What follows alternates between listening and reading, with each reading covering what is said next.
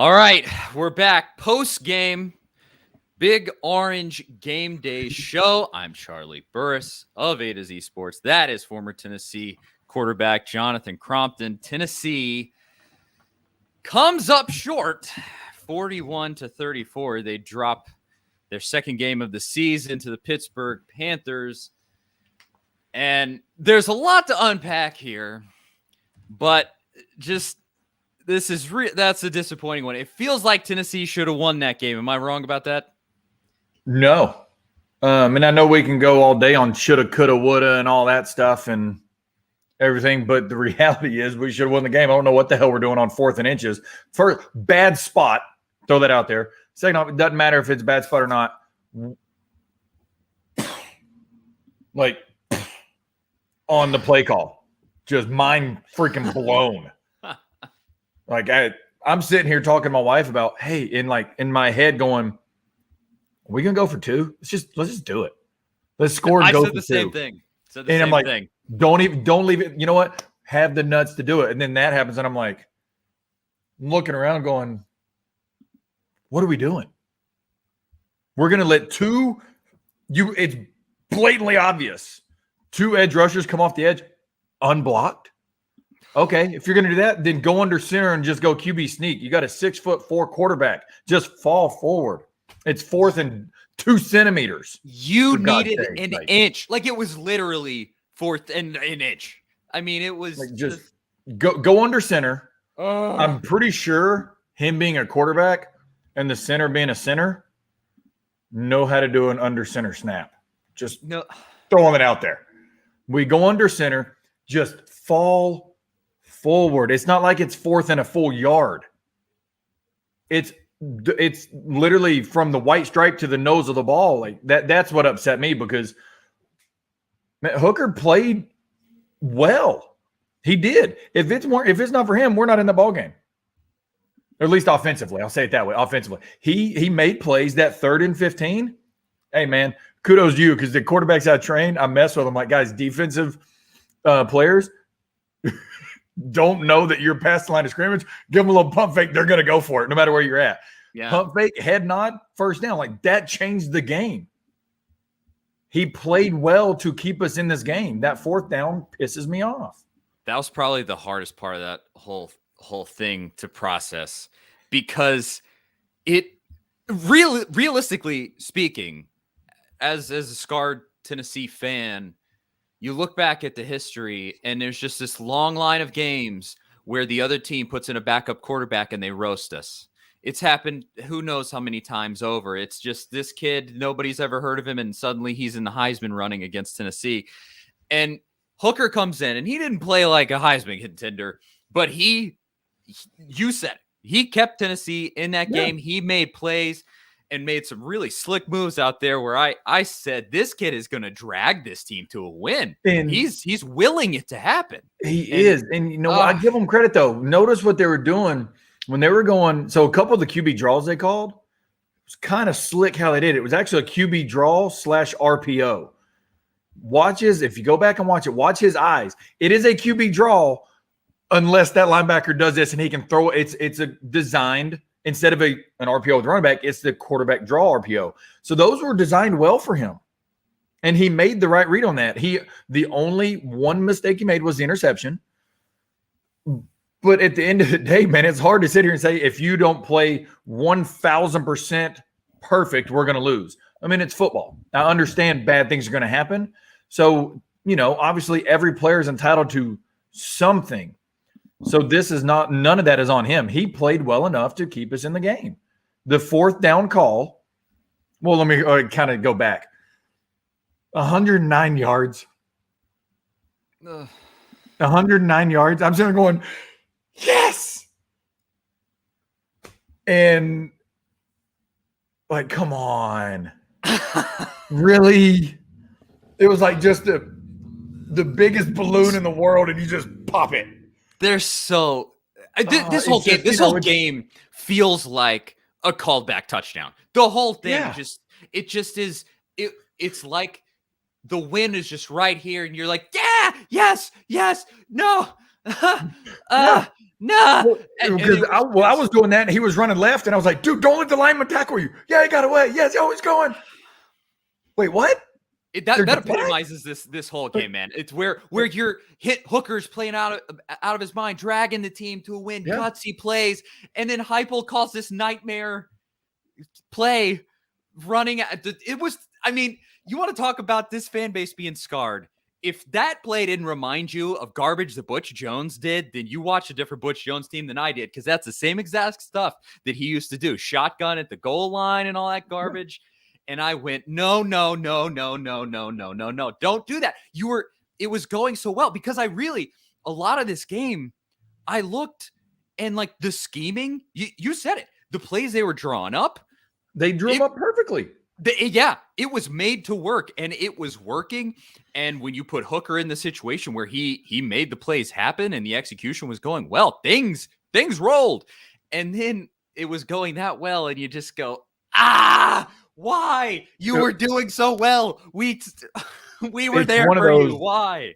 I can sympathize with the fan that I guarantee there's multiple of them that were sitting there going the whole drive going, I'm just waiting for it to happen. Mm-hmm. I'm just, because it almost feels like it's destined to happen lately. You know what I mean? And I don't actually mean that, but that's what it feels like. Because sitting there going, dude, you get a PI that was not a pass interference, by the way.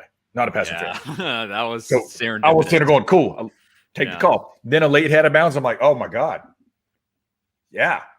So I can understand fans that are truly upset about going, it's always going to happen, blah, blah, blah. You know, I get it, because it's almost like it's like a really badly written script, because we didn't play perfect, but that's going to happen.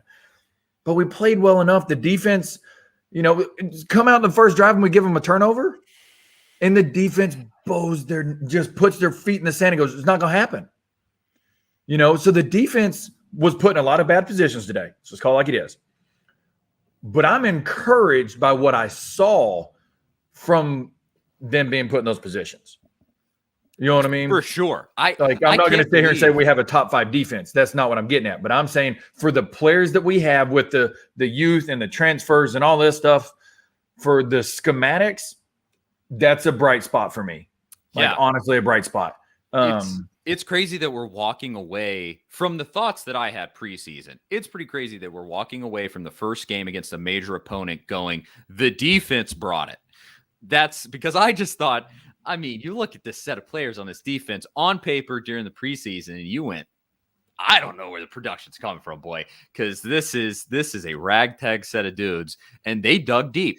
And they gave up 41 points, but this is also the style of game that Heupel plays. I mean, you have to take it with the grain of salt that it requires, because Heupel goes for a ton of possessions, and a ton of possessions happen, and this is the result of that, a 41-34 game.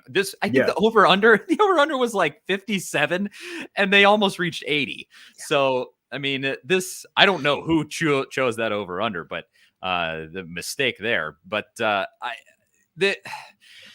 this game didn't go how I thought it would go, while at the same time, it did kind of go the way I thought it would go, because ultimately, I know what you mean. Tennessee, there was a lot of surprising elements. Hooker playing well is nice. The defense playing well is nice. Also, freaking 2 million penalties, so many self-inflicted wounds is just classic Tennessee, and that hurts the most. I'm trying to take some, bright spots, because the player, I mean, at the end of the day, they fought their rear ends off. I feel like we have almost a 3-headed monster at tailback now, maybe. Does kind of feel that way. You know what I'm saying? Like in a good way.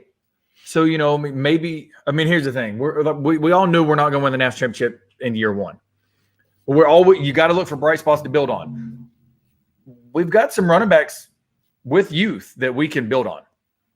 For sure. Like, you know what I mean? Now we just got to get solidified at the O-line, get a couple guys back from injury and all this stuff, get that. But then, I'm going to go back to a comment. I'm not going to try to scroll up and find it because it's too far up there. But yeah, I'm going to go ahead and say it. Hooker needs to be QB1. But it's not taken away from Milton.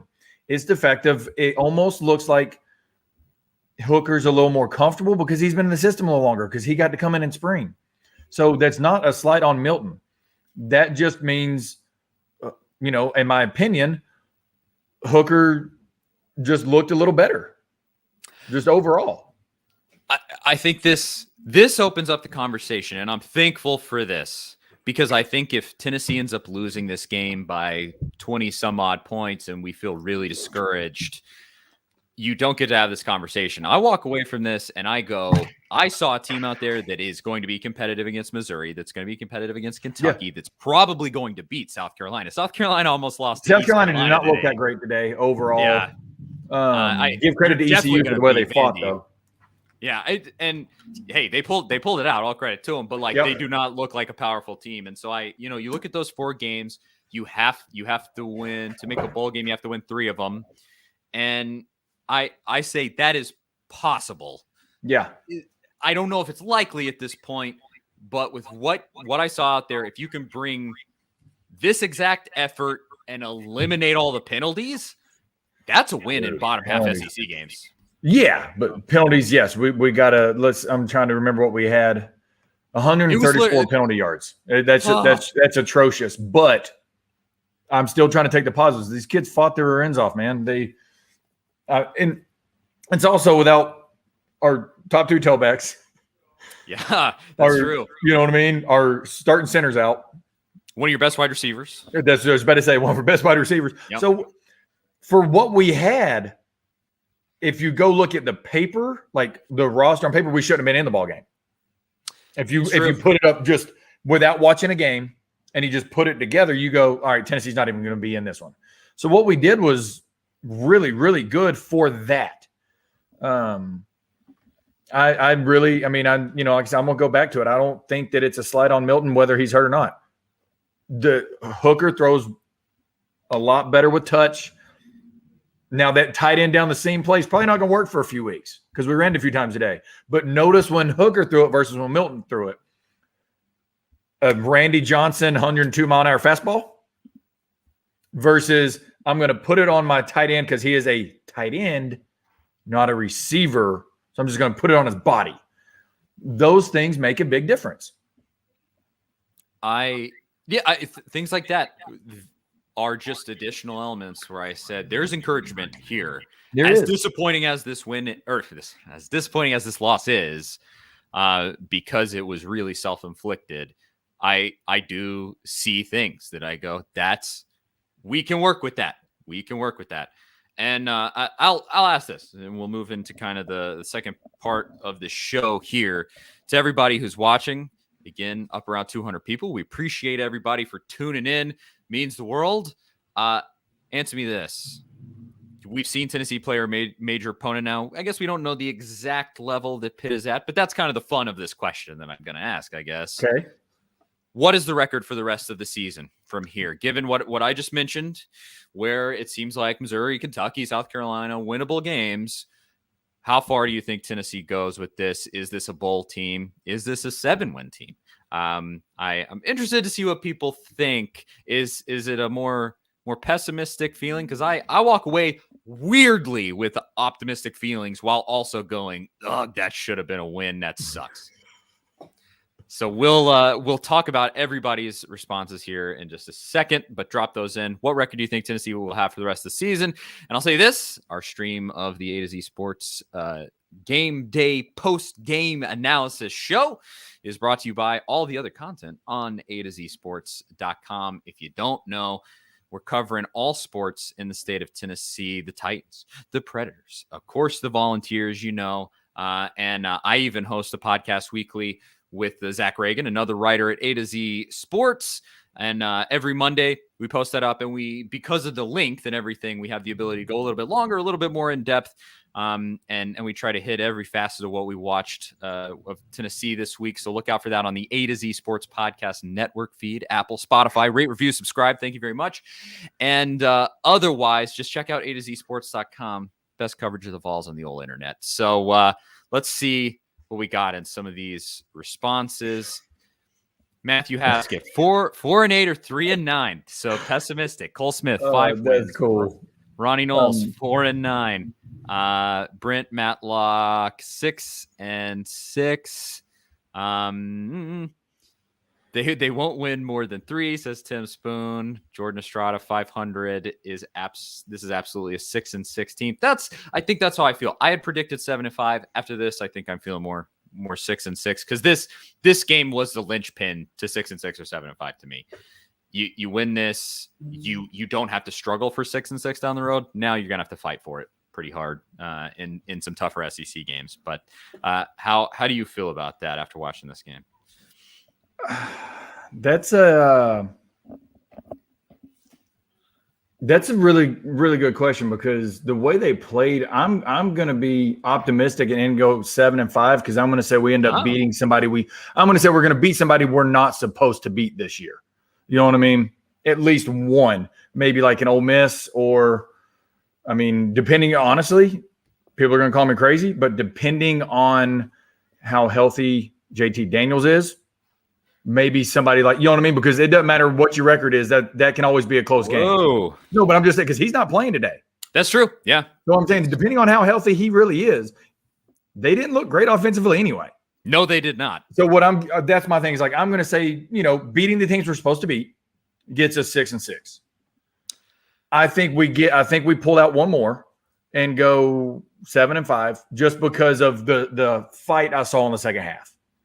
I liked it, and I'm reading some of these comments and it's really funny. And I want to give, shout outs to all the true Tennessee fans, keyword true, because there are some people that try to talk, I'm going to use nice language, talk crap, and they probably never threw a goddamn football or not even athletic in their life.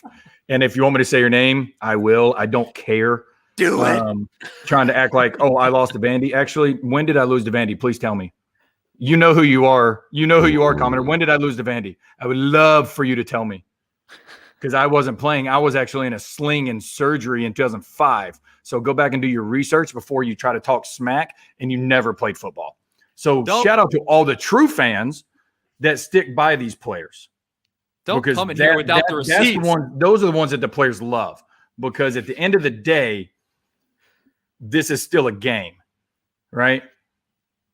These kids are busting their ass to do what you want to watch them to do and what you cannot do. Keyword cannot. Or you would have done it. So kudos to all the really good fans that are true, that stand behind them. Yeah, we all want them to win. We're going to lose games. We want to go 12-13, 14, 15-0.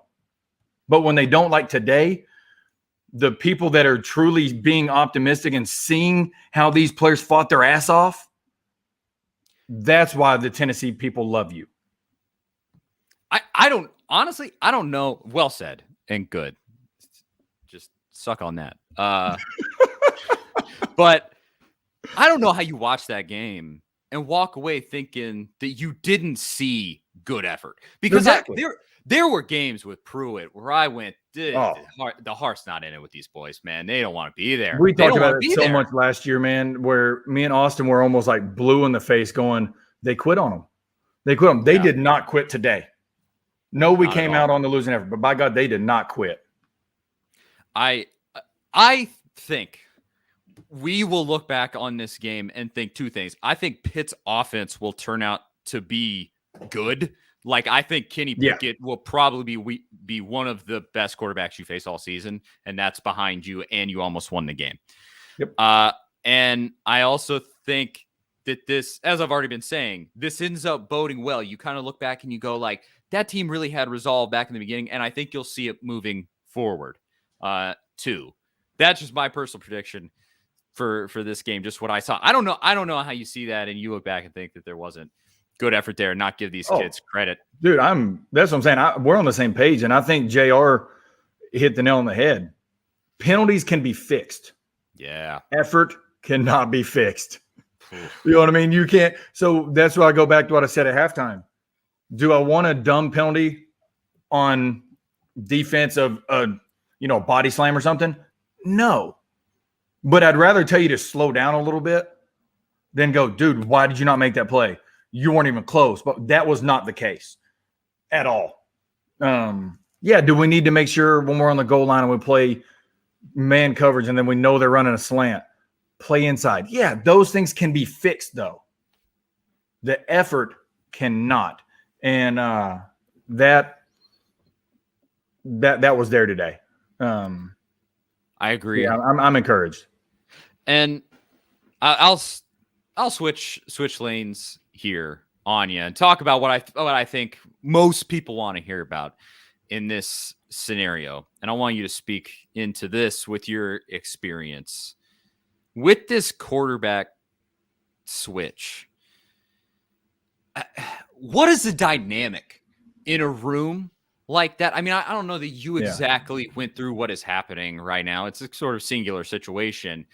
But when one guy wins the job over another, is there like resentment there or weirdness? Like, man, I don't really know. I think that kind of goes to an individual standpoint of like the individual person itself. I don't know. I think if you have a good, I mean, look how Jalen Hurts handled it very well, and look how it ended up for him. So I think that it's one of those situations that, I mean, I don't really know how they're going to handle this. I mean, Milton might be the starter next week. Who knows? Because it's not our call to make. I just really liked what I saw at a Hooker in the second half. And I kind of go back to what I talked about right before halftime. If you're Bailey and then now Hooker actually played well, like what is there a timetable for him? I don't know. Just because, you only have so many years to be able to do this thing in college. So it could get awkward, but if they're coached well and they're men of integrity, I don't think it'll get out of hand. And I don't expect that with the guys in that room personally, but that's just my opinion. I would also say this in terms of that situation. And I think we touched on this a little bit last week too. How much validity is there to being like a gamer? Like you look and just Milton, the classic thing with JG was he looks the best in practice. He looks the best in practice. Yeah. Blah, blah, blah, blah, blah, blah, blah. And it was kind of, you go all the way back to like the guy before Dobbs. I can't think of his name. And then Dobbs comes in and just in game time under the lights, Dobbs was just the dude, even though other guys look better in practice.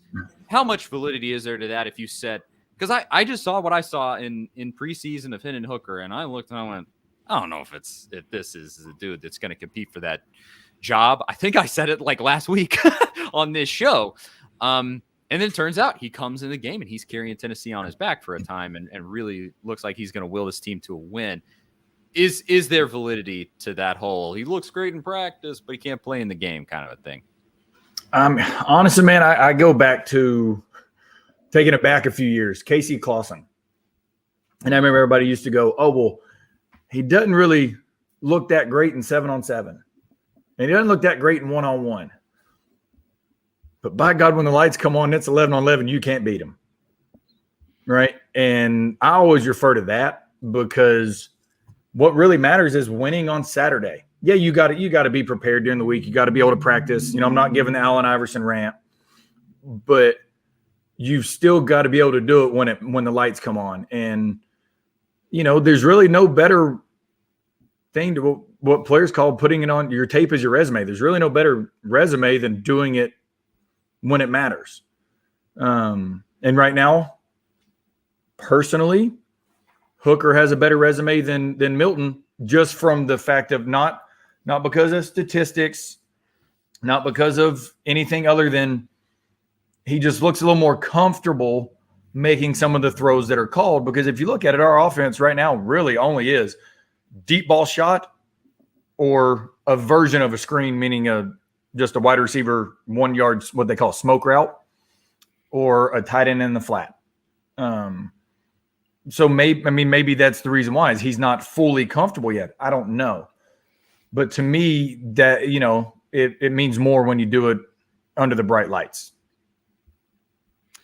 Here's a question that I think we also got to answer, because so many people are saying this in the comments and have said it so far just on this. Also, we're getting spammed in the comments by some like bot. Get out here, bot. But Tony H. Dez, he says, okay, so what is wrong with Harrison Bailey's tape? Please Can someone tell me? And a whole bunch of people have said this. Do you have any idea? That's what we kind of talked about. I don't know. I would love to be behind closed doors in those meetings to see why he came out number 3, because he played pretty well at the end of last year. Obviously, different staff though.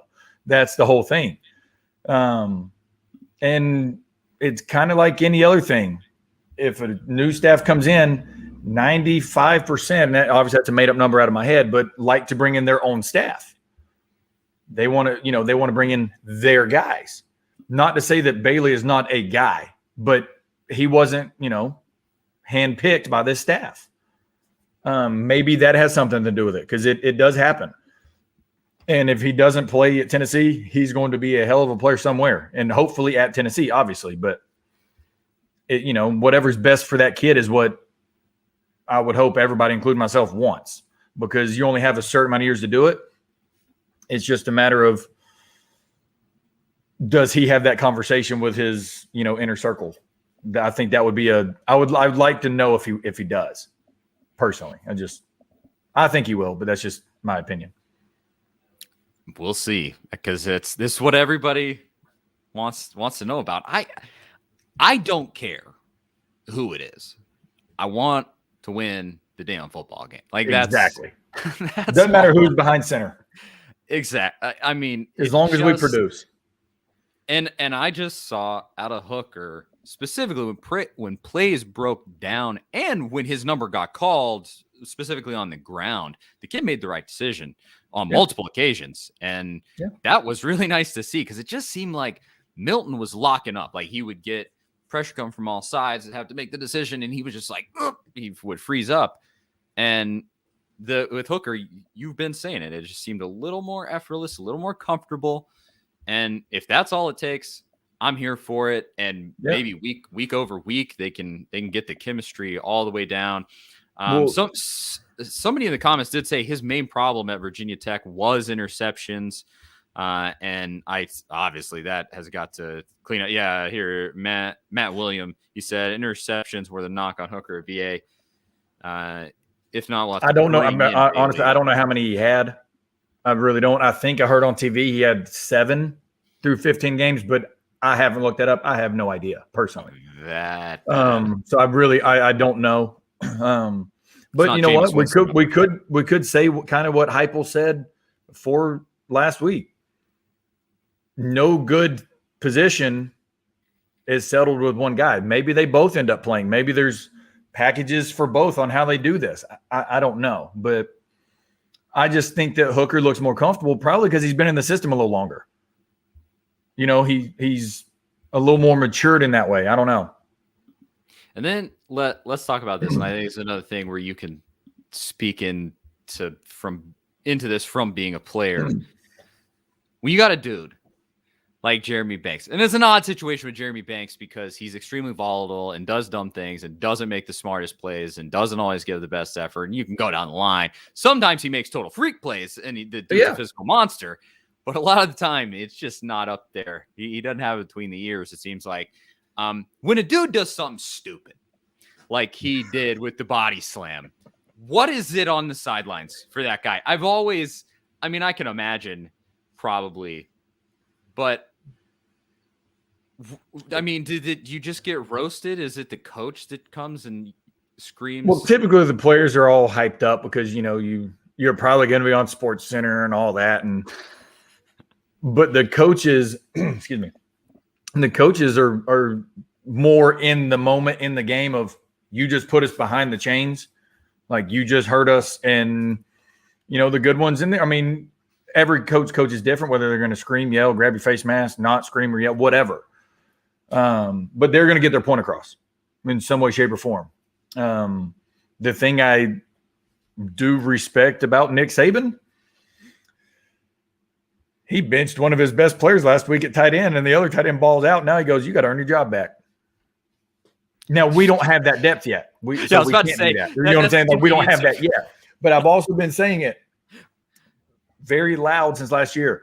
We don't have linebacker depth because I don't think Banks needs to be playing linebacker. Yeah. And that's not a slight on him. It's just I don't think he's an SEC linebacker. But when he gives the effort, It's fun. But when he goes overboard, hence body slam and/or you go back to day one fundamentals, and I know it's harder than it's easier said than done, getting your head across. But that block in the back, man, that changed the whole trajectory of the second half on that field goal return. You don't do that. So he had two big mistakes today that a starter can't have. Now, actually, any player can't have. But when that's your starting linebacker, it's even harder to swallow. Do you think week over week, specifically, obviously with Banks, that's a tough one because you don't really have a guy to come up behind him to take his spot that's any good. Yeah. But with the offensive line, I mean, I believe double-digit penalties today or close to it or right at it. 13. Oh, my gosh. It would just seem like at least every set of downs, there was at least one. Yeah. And that's massive. When you talk, especially when you have a volatile situation like with Milton, hopefully it gets better with Hooker, but just where you're fighting for yards, like you can't lose 5. You just can't. And does that seem fixable? 13 is excessive.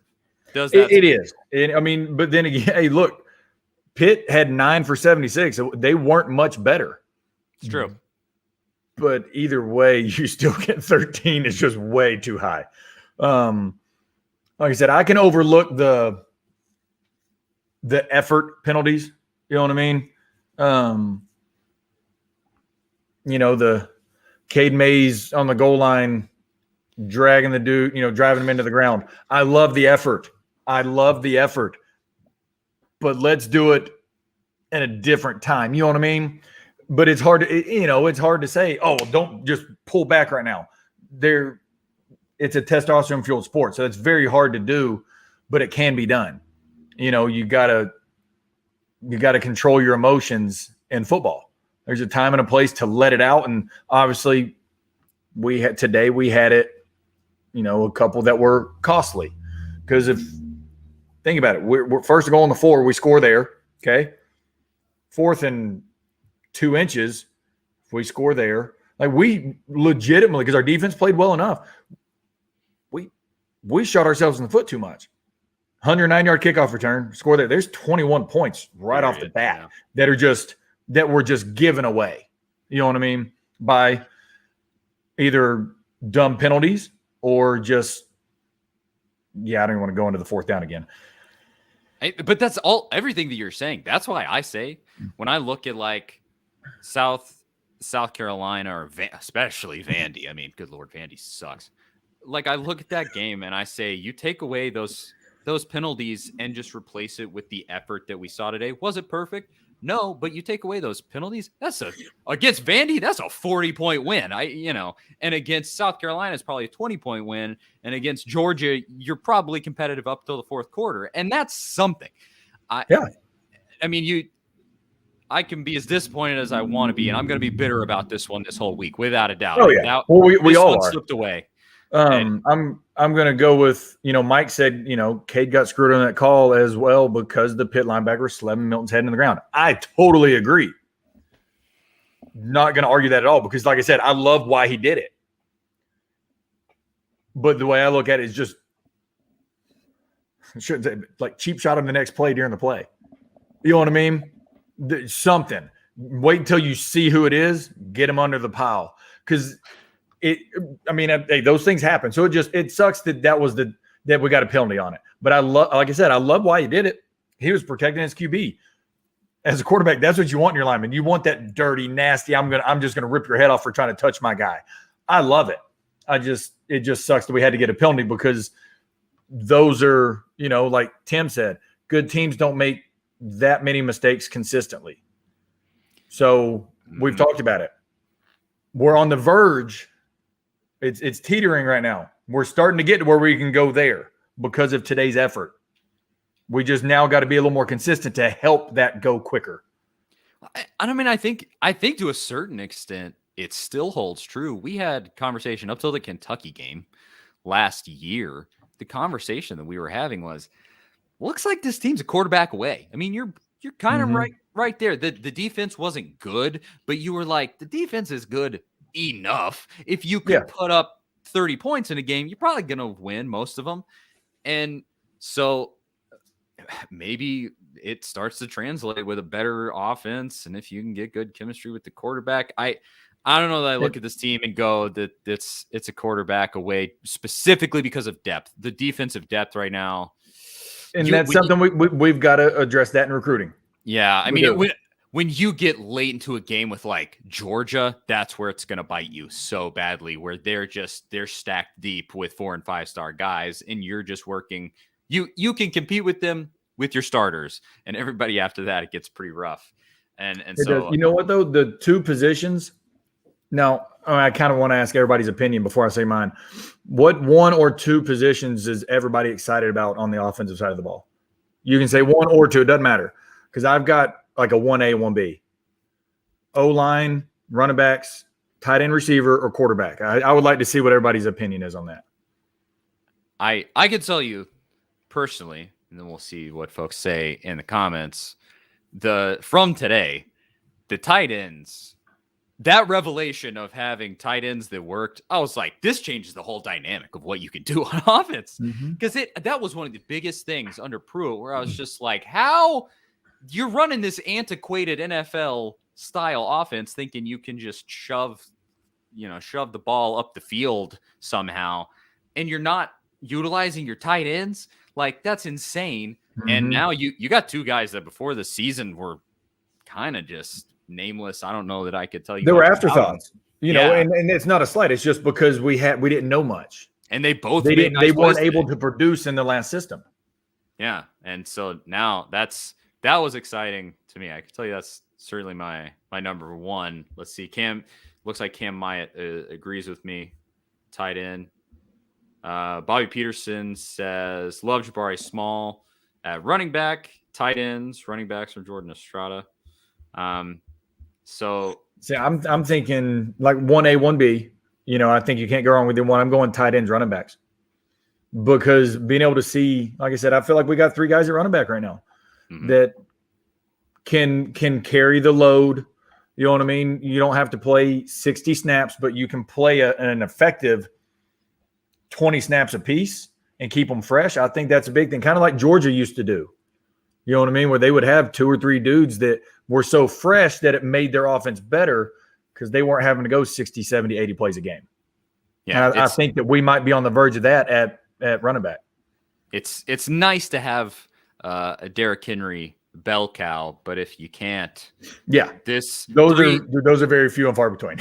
Exactly. I mean, that is a shooting star that you're not going to see often. So I would agree with you. And just the wide receivers, I would say this with the wide receivers, is sort of as yet to be seen, because I think they were competing, if this is assuming Hooker continues to be the quarterback, before they were sort of competing with these rockets that Milton was throwing. He just was just really zipping it in there.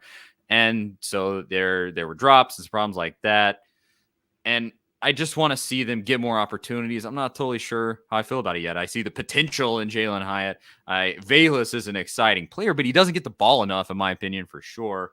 So I just want to see more out of the wide receivers, but I think I would definitely agree with you because the offensive line just been generally solid outside the penalties. The penalties are horrific, but when they don't commit a penalty, their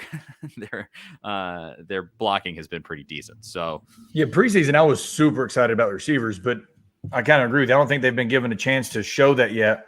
Yeah. On the flip side, the running backs have. It'll be interesting to see what they do at quarterback to see how we can kind of move forward. You know what I'm saying? In that way, because the tight ends though, like I promise you, they weren't. I didn't have them as like preseason going, hey, we can utilize these guys in the pass game. They hadn't been given an opportunity, so I just completely, my fault, overlooked them. And they've surprised me in a very positive way, and I'm encouraged by that, because now if we can get the wideouts effectively in the pass game, we don't always have to run a go route. If we can get them running consistently, intermediate, keep the chains moving, I think we can be an explosive offense that averages 35, 40 a game. I really do. Now, what we do on defense obviously depends on who we play. I certainly hope so. Next week, snoozer game. Should be a win, but it's going to be an interesting conversation this time next week. It could be very interesting. Because I'm just going to assume Alabama is going to steamroll Florida next week. I've seen Florida fans are not incredibly optimistic. In fact, one of my best friends is a Florida fan, and he's actually very pessimistic and thinks that we could give Florida trouble. So Emory Jones is not. He's not what everybody. He's not done what people thought yet. But yeah, he's 2 starts in, so it could be the. I mean, I don't know. It'll be interesting. I have heard chatter about we need a QB change down there, so maybe that plays into our favor. Maybe because, like I said, I'm predicting 7, so we just need one we're not quote unquote supposed to win, and that could be one of them. Last time you beat Florida was against a backup. What was the kid's name? Appleby or whatever in 2016. Was it Appleby? Yeah, it was. Yeah, one of those dudes. But so that'll be a good conversation next week to see. Honestly, I think it's a snoozer game next week. We could probably have the conversation that we're going to have next week right now, but we're going long. So let's not do it. Exactly. I will be. You know what? Let's give everybody positive outlook and positive hope. I'm hoping to see, if Milton's healthy, I would like to see all 3 be able to play next week. Sure. You know what I mean? I would like to see all 3 play, knowing that we should steamroll, so to speak. But I would like to see all 3 play, not like last week where only 2 played. So, hopefully we all get that so we can have some, positive outlook, because we don't want to lose a guy, especially a gamer like that. Definitely agree on that. We'll wrap it up here. Well, any parting thoughts? I'll leave it with this. Tough game, tough loss, but with some encouraging things that also happened. Did you have anything else that you wanted to throw in before we part with the good folks here? No, I think we've kind of touched a lot of stuff. Like I said, I'm very, very encouraged with the effort from today. Obviously, we all wanted a different outcome. I'm with you. But I think we've got some positive times ahead. I really do. As far as how far out, no clue. But I think we're on the right track. I really do. I think there's a lot of optimism in Knoxville and the surrounding areas where where the real big game day fan base is, but especially the people that don't go to the games, that live far away, that come here and watch the show. I think we got a lot of optimism. I really do. So I'm encouraged, and appreciate you guys for watching and listening to our rants and sometimes about nothing, but appreciate it. Whatever works. The people watch. Again, yes, definitely thank you to everybody who watched. A2ZSports.com. You can find all the coverage of the Vols over there that A to Z has. And then my podcast with A to Z sports writer Zach Reagan is dropping on Monday. So keep an eye out for that. I gotta shamelessly self-promote there. And A2ZSports.com and Facebook.com/A2ZSports. Follow everywhere. You guys know. Come on. And that's I think that's all. Jonathan, thanks again. Another great week. Appreciate it, guys. We'll see everybody next week.